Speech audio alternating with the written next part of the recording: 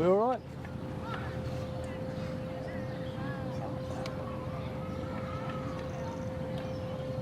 We'll start and she can join us.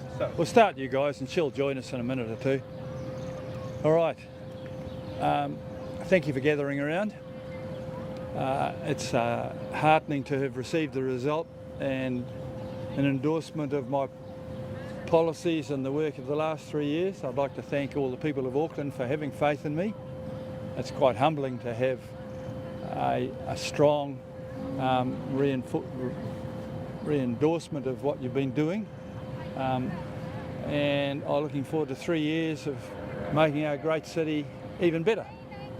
And it's fitting that we're down here. We've got Brownie's Paw, which I'm very proud of. It's probably the cheapest thing we've done this year in 3 years that I'm proud of, and it's great to see. And I can see the Deputy Mayor's husband's arriving, and she'll be here in a second or two. So overall, relieved and humbled by the fact that I've got an overwhelming support from the people. They've seen what I do, and it won't be much different.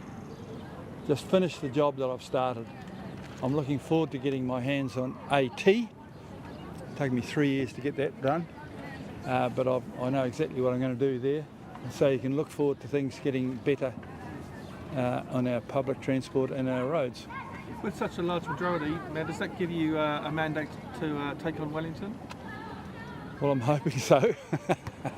I have been taking on Wellington for 3 years, and someone said, what is your biggest opponent as mayor? And it's Wellington, really. We need to be able to, they need to let us have the ability to make our own decisions. We are the only international city in New Zealand, and as well as continuing the things to fix Auckland as well, I'm determined to lift Auckland's ability to improve the economy with lifting groups like the Technology Alliance that I've started off, and using the fact that in China and India I'm a well-known name as a representative of the largest city, and so I'll be offering that to the tier 2 and tier 3 companies that want to make use of that. Wayne, why do you think you won, and won so convincingly? Well, it has to be a reinforcement of what I've been doing. People have, I'm quite plain about what I'm doing. I had 5 policies. Hopefully the government might have 5 policies that might serve them well. And so I just take it as it's quite humbling. And I'll continue the journey that I've started. I haven't quite finished everything I set out to fix. Even today in the paper somebody said I hadn't really done the things with on the streets with transport that I said I'd do, but I haven't actually got my hands on AT yet, but it's coming shortly. You said you were relieved. Was there any moment during this campaign when you thought, hang on, have I got this or not? No, it was more relief from the process. It's been like being in the dentist chair for 6 weeks. I don't enjoy campaigning, I've got to tell you that. How do you think the rest of the Fix Auckland campaign has gone in Manukau and Albany? I don't know. We'll find that out later in the day. That's the thing about an election. Your future is in everybody else's hands. Oh, the Deputy Mayor's arrived. Congratulations, boss. In her usual subtle colours, including a bullet in the centre of the head, which is in fact a Diwali. Right. The Deputy Mayor, who I'm pleased to have as a Deputy Mayor again, and she's already taken her first official poses. I didn't go to Diwali today because of what it was today, and also I went to Diwali last week, and so we're taking in turns for some of those ones. So welcome and thank you for coming along, and thank you for being Diwaliing for me this morning while I was at the tennis club. Congratulations, Deputy Mayor, congratulations. In 3 years' time as a team, what do you hope to both have achieved? Finish the things I started, really, is the main part of it. In 3 years' time, Auckland will be more financially ahead ahead. We'll be leading the government, leading the charge for New Zealand internationally, financially, and the city will be better, particularly in transport. And Yeah, I think, I haven't sat around the table as long as others, but I genuinely believe that what the Mayor has done this term has been probably the most transformational change that Auckland has had since Auckland Council became its super city in 2010. Obviously the Auckland Future Fund is part of that, and that's doing really well. We've got the CCO reform, and I think one of the reasons that the Mayor has been elected is because he has made a huge leap in those changes, and now people want to see that change actually embedded and finalised over the next couple of years. As the Mayor quite rightly identifies, Auckland Transport is a big part of what he's been standing for, and we haven't finalised that agreement. We've got the agreement to do it, but we haven't finalised that detail yet, and we're working towards that. So I genuinely believe that it's going to be a dot the I, cross the T kind of term. We're going to get there on some really big stuff. It's going to be exciting, and I look forward to sharing the role in support of the Mayor. Wait, is this your second and final term, or have you got a taste for it now? I'm sure this is the end. I'll fulfil this next 3 years, and if you don't put a horizon on things, you never get them done. So I'm going to get them done in this 3-year term. Don't worry about that. Are you going to be doing anything differently this second term? No, not really. I mean, I think people have voted for me again because they know what they're going to get. There is no surprises. I do have a clear direction, and I will continue and finish it. What's the biggest challenge you think you're going to face this term? Well, actually, it's not so much challenge. This year's an exciting year. We will finish the City Rail Link. The International Convention Centre will finish and open, and it has solid bookings. There are some great things to actually put behind us and make the best out of what they've got. We've probably got the biggest planning change in the history of the city coming up this year, where we will intensify down those transport corridors. It's been a little bit controversial, but it's eminently sensible. And so this is the biggest city. It's going to look like the biggest city, and people will be proud to be here. What's the next big In terms thing? of no surprises, so many of the voters of Albert Eden and Waitemata might have been surprised that you were so strongly in support of the new plan change with greater density in their areas. Do you think that's going to play against you in this election in those wards? Well, I've won now, so it doesn't matter. Mayoralty, but do you think it's going to play? How do you think it's going to It play? may well. Some of the councillors have been rather disingenuous in the way that they've presented that. I think the 2 million thing was kind of like the Minister of Transport and Housing wanted that to happen, but and we're not going to have 2 million houses immediately, but we will start putting them where the people should be. And I certainly don't support spreading the city any further than it already is. A related question.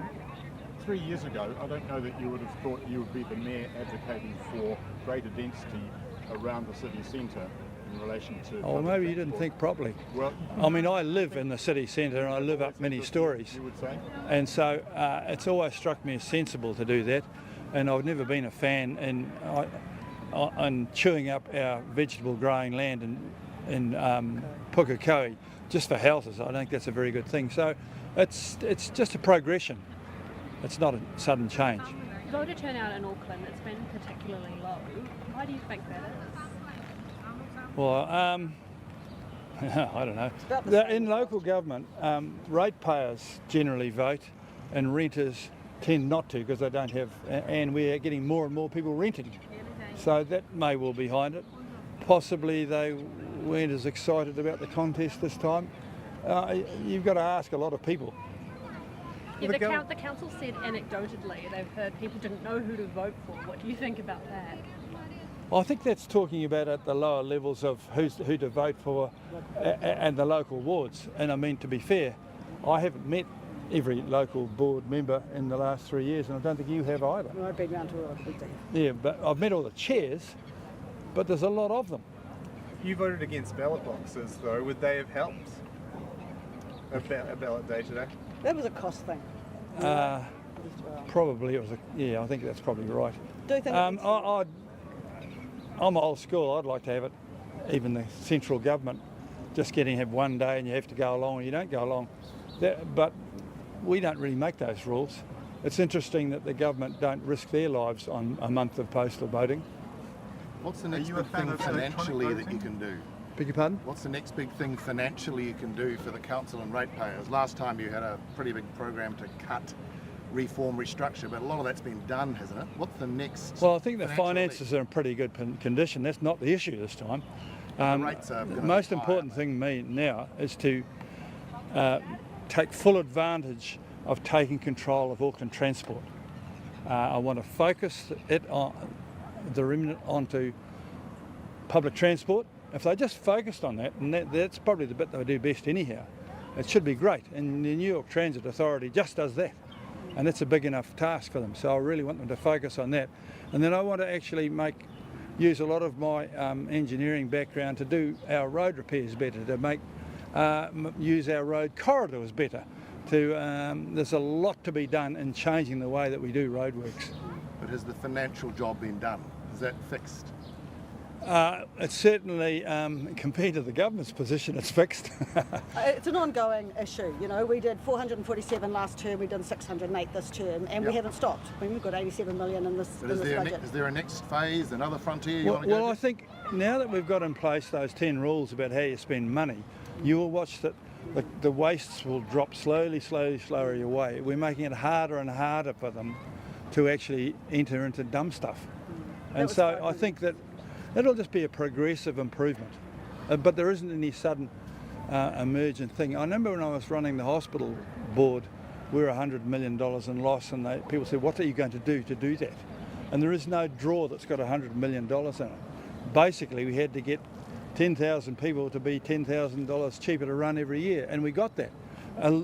Continuous small marginal improvements are the best way to improve the finances of a big operation. And that rate rise of 7.9 next year because of the CRL, we understand that. That obviously can't go on at that Well, level. we think it'll go back to 3.5 after that, or something close to that. And is that- Next year's a jump solely, and anyone who promised not to have one next year was committing us to having a railway with nobody in it. And we suddenly have 400. There's 400 drivers. I don't think people realise quite how big it is, and that will chew out $200 million of costs for us that we didn't have this year, and that's basically the entire sole reason for the increase. So everything else is being held within thing. Now I'm proud of that. Mayor, Karen Leone put her hand up to run against you, and many other leading contenders decided not to. What's your thoughts on Karen and the campaign that she ran against? Well, ask her. I mean, people who individually make their own decisions to do things. I'm not responsible for other people. What did you think of her campaign though against you? I don't know. It was a bit personal, but when Afiso and I never ever spoke badly about each other and became friends, but that hasn't happened this time. Are you frustrated at the government because there has been talk for a long time about reforming local elections and trying to get turnout up, and it's been going on for years and hasn't happened? These reforms haven't taken place. Well, there are other reforms that I'm more upset about. We haven't got the bed night living in yet, and that's coming, I can tell you that. The Deputy Mayor's been pushing a thing called ARAFA, which stands for the Auckland Regional Arts Funding Agreement or something like that. And that's nuts as well. And we've had no progress on fixing that as well. So there will be a list of things that we expect the government to fix this year, because they've got an election coming in a year's time. And so my manifesto, which has been mostly picked up by the government, will include another clear list of things we want done this year, and they'd better do them. Is there something you know that we don't about the bed levy, because you've brought that out? From what I'm told, the ACT Party are not mad about it for reasons that can only be explained to themselves by themselves. What I'm really looking forward to is with the production of a 30-year transport plan based on facts, based on shifting freight most of all, and people as well, from where it needs to be to where it needs to go, and no more secret nonsense like harbour tunnels, which will never be built in the next 10,000 years. We are going to produce a rational, facts-based, sensible, understandable transport plan no more motorways just for the re-election purposes of parts of Auckland. They will be because that is where the Aucklanders want to take their goods and services and people. So that's about it. You'll get more about what we're going to do in the future. Today's about celebrating, not so much celebrating, but achieving. There's a celebration for you. Take Oh, it. that's tonight. But achieving an ongoing position. And I'm grateful to the people of Auckland, and I take the responsibility very seriously, as does my Deputy Mayor. And it's great that the pair of us already know straight away who's going to be making those decisions. And I look forward to discovering the makeup of my council over the next day or two, and and it'll be back to work as soon as I can. There's lots to do. Is that right? Thank you very much, ladies and gentlemen. Congratulations, boss. Cheers. There's a nice one. Nice picture there. Me and a boring black versus thunderously bright. If you ran here over a motorway, you'd have a lot of explaining to do. Oh, you got all the lines, boss. Thank you. Thank you. Okay. Thank you. Thank you, ladies and gentlemen. Does the transport plan include surface level light rail? That's a bit of a... At some stage. Yeah?